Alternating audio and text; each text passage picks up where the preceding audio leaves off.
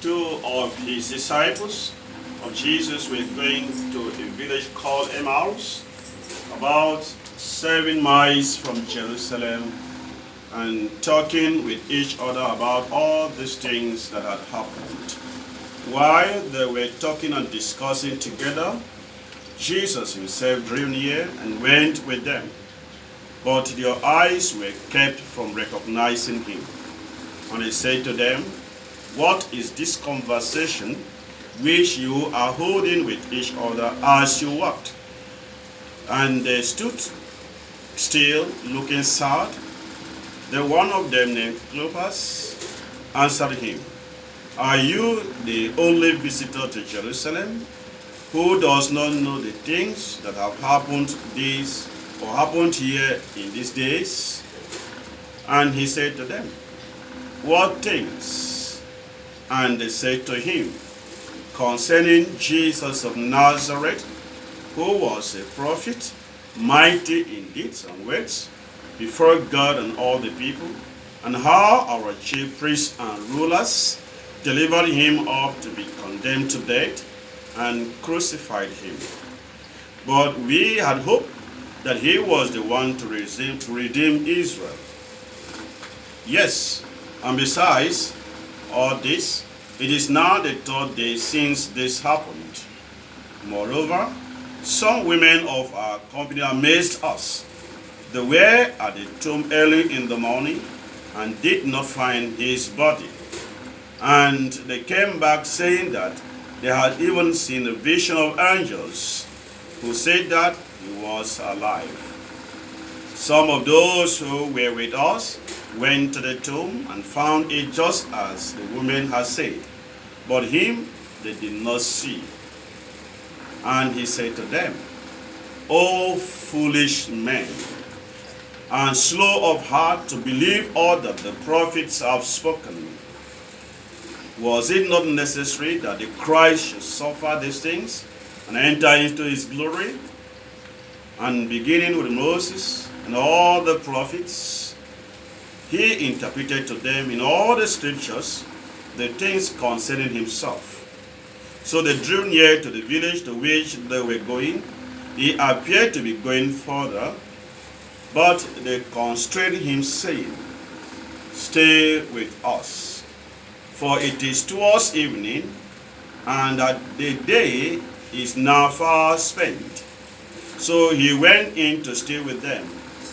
When he was at table with them, he took the bread and blessed and broke it and gave it to them. And their eyes were opened, and they recognized him. And he vanished out of their sight. They said to each other, "Did not our hearts burn within us while he talked to us on the road, while he opened to us the scriptures?" And they rose that same hour and returned to Jerusalem, and found the 11 gathered together, and those who were with them, who said, "The Lord has risen indeed, and has appeared to Simon." Then they told what had happened on the road, and how he was known to them in the breaking of the bread. The Gospel of the Lord. Praise be to you, Lord Jesus. Dear students, I welcome you to the 3rd Sunday of Easter, and I decided to capture it this way: a 3rd man joined them. The 3rd Sunday of Easter, the 3rd man joined them. Now, when you read the Word of God, when you read Luke Gospel chapter 6, verses 12 to 16, the Word of God said, "Then Jesus went to the mountain to pray, and he prayed to God all night." He prayed to God all night. In other words, he had a vision. Jesus had a vision. He prayed to God all night. And what was the purpose, or what was the content of his prayer? Verse 13 of Luke Gospel chapter 6 gives us the object of his prayer, the content of his prayer. And verse 13 says, at daybreak, he called together all of his disciples and chose 12 of them to be apostles. So he prayed all night. He had a vigil in order to pick his apostles. That fundamentally was an important project. Remember, he has just been baptized and he is about to launch his public ministry. And so from day one after his baptism, he started calling his apostles. Follow me. Follow me. There were many. There were many disciples. So in order for him to get the ministers, what he would call his cabinet, he needed to seek the face of God, to seek the permission of God, the approval of God. And the word of God said, he heard a vision. He had a vision. He prayed throughout the night. This is Jesus who is God. Prayed throughout the night, and then the word of God said, he picked 12 of them and he called them apostles. Now, when you go down a little, when you read Luke Gospel chapter 10, verse number 1, the word of God says, he appointed 72 disciples. He appointed 72 disciples who followed him.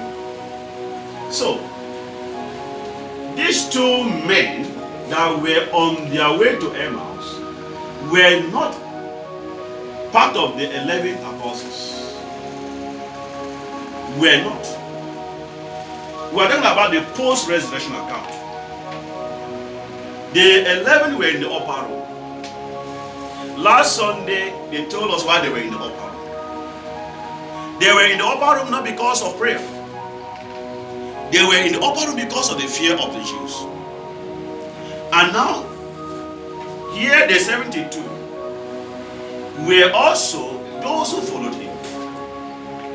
And I am thinking that the two disciples that left Jerusalem for Emmaus, 7 miles distance, the distance is 7 miles, from Jerusalem to Emmaus, 7 miles. And they followed Jesus as well, including the apostles. By this time, 12 of them, they went to Jerusalem. Now, the event of Good Friday brought sadness to them.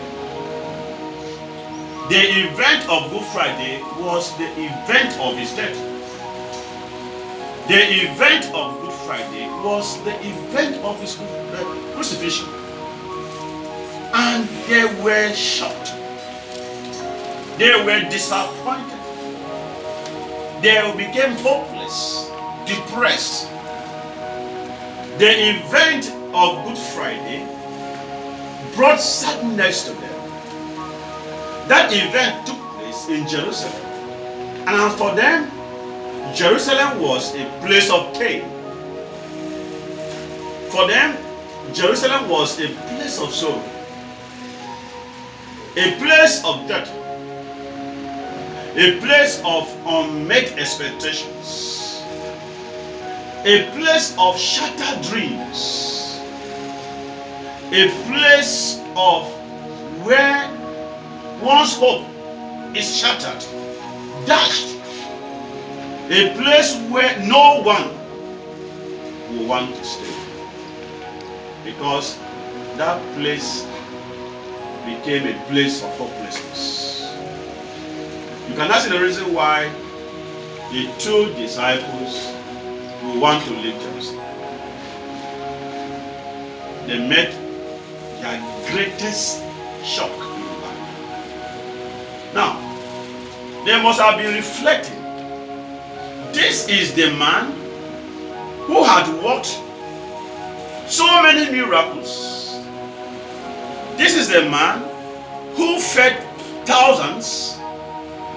This is the man who raised the dead to life, could allow his enemies to just put him to death. This is something they could not reconcile. This is something they could not understand. And when you listen to the text, they had hope that he will be the one that would deliver Israel. So you can ask the reason why they made up their minds to leave Jerusalem for Emmaus. Now, as they were moving, as they were discussing, debating or talking about this, the third man joined him. This is where I'm taking my tea. The third man joined them. And the word of God says, and they were discussing and talking about all the things that have happened. And in verse 15, he joined them. The third man joined them. You remember the 3 young Jews in the fire? While they were there, they saw the fourth man. The fourth man joined them. And here, the third man joined them. This is to fulfill the scriptures. He said in Matthew 28:20, I will be with you to the end of the age. I will be with you always. He has always been with us.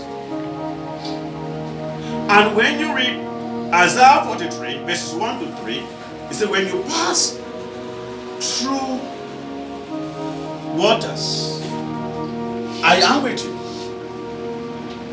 When you pass through rivers, I am with you. When you pass through fire, I am with you. So his name is Emmanuel. God is with us. But there is something that we may not understand this. That God or Jesus is always with us. Sometimes when you are at a crossroad, you think that God is far away from you.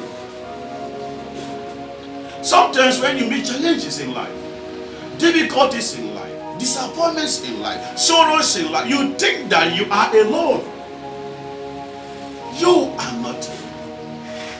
Like these 2 men, they were sad, they were disappointed, they became hopeless, and the best thing for them was to return to their home. The best thing for them was to return back to their old style of life. The best thing for them was to return back to their old trades.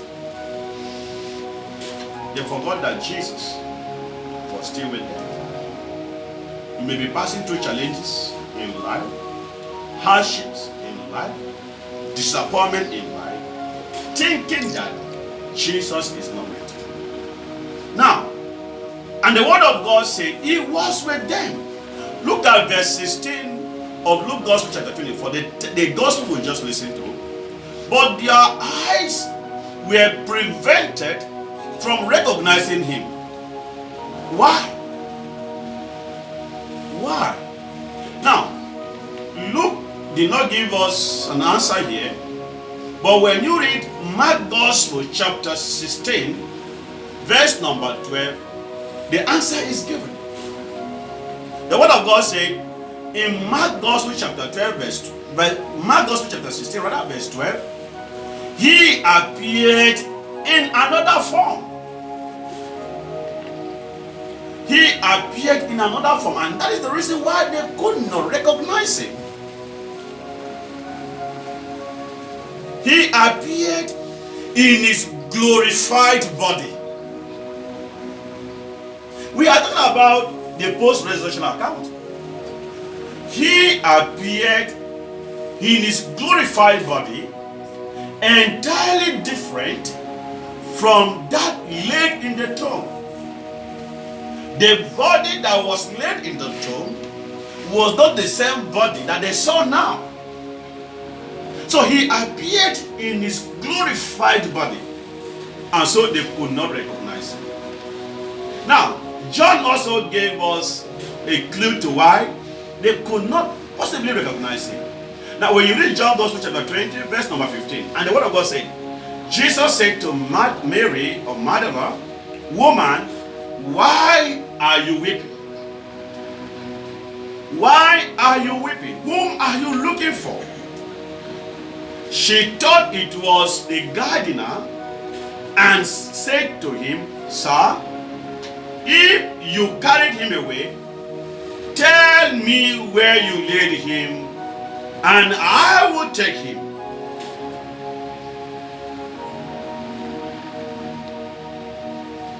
Weeping can prevent you from recognizing him. You don't know how many of you are weeping. Mary was weeping, and it can prevent you from recognizing Jesus. Doubt can prevent you from recognizing Jesus. I do not know how many of you that are weeping. Do you not know how many of you that are in or at a crossroads? I do not know how many of you that are in doubt. In doubt of the forthcoming jam. Are you in doubt? Are you thinking that you cannot do it? You will not be able to recognize it. When you are in doubt, you will not be able to recognize it. Here, Mary of Magdala could not recognize Jesus because of weeping. Here, he appeared in another form. That is why they could not recognize him. They could not recognize the body of Jesus because he appeared in the glorified form, glorified body. He could appear as a gardener. You may not recognize him. He could appear as a businessman.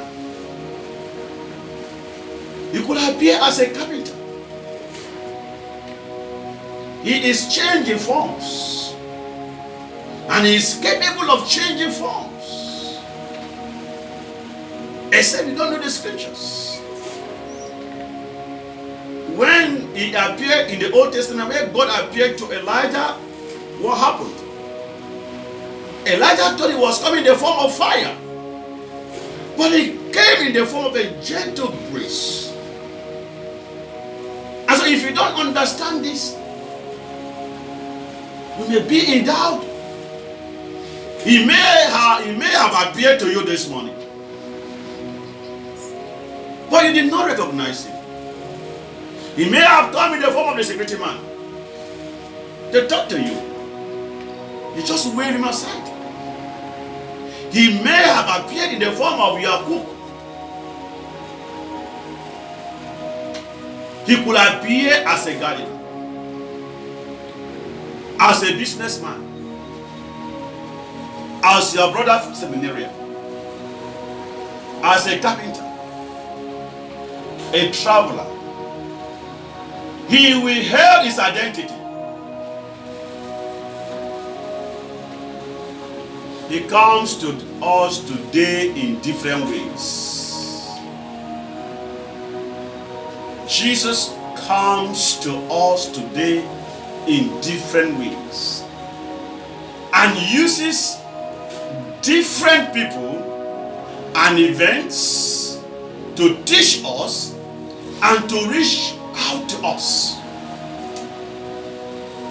He comes to us in different ways and uses different people and events to reach out to us, to teach us. May come in the form of seminarian pastor to teach you something as you are preparing for your job. And you may think because he's a classmate, he does not know anything. Perhaps, maybe by your own calculation and recollection, you are smarter, you are more intelligent than him. Shockingly, you enter the exam hall. What he said will be there. And then you will look at it, you will not see past. You begin to think if you will be able to recall what he said, it will be too late. He uses, or he comes to us today in different ways and uses different people and events to teach us and to reach out to us. He may use his little children to drop his message. He may use those like. He may use me to tell you, calm down. Do not be afraid. Calm down, you can make it. Look at what happened in verse number 28 of Luke Gospel chapter 24. Then they drew near to the village where they were going, of course, Emmaus, and he acted as though he would have gone farther. Verse 29. But they constrained him. They held him back, saying, abide with us. In other words, stay with us. For it is towards evening, and the day is far spent. And 29b says, and he went in to stay with them. He is always with us. He has not failed us. And it is not in his business to fail us. He made as if he would have gone on. This is where I want to place my emphasis. He will not force himself on us. He made as if he would have gone on. And then the word of God says in verse 29, but they constrained him, saying, abide with us, stay with us, for it is towards evening, and the day is far spent. And then he went in to stay with them. He will not force himself on us. He will not force himself on anybody. Now that you are studying for JAM, hear me, students. Now that you are studying for JAM, he will not force himself to come and show you the areas that you should read. Now that you are studying for JAM, he will not force himself to say, seminar and this, seminar and that, seminar and pause, seminar and this. Here, read here. If you don't invite him. You can depend on yourself. And you think that you are capable. You just go there and meet frustration and disappointment. He made as if he would have gone on. And like I said, he will not force himself on you. As you are studying, he will not force himself on you. He awaits. He waits for our invitation to come in. As you are studying, you may be thinking that you don't have time.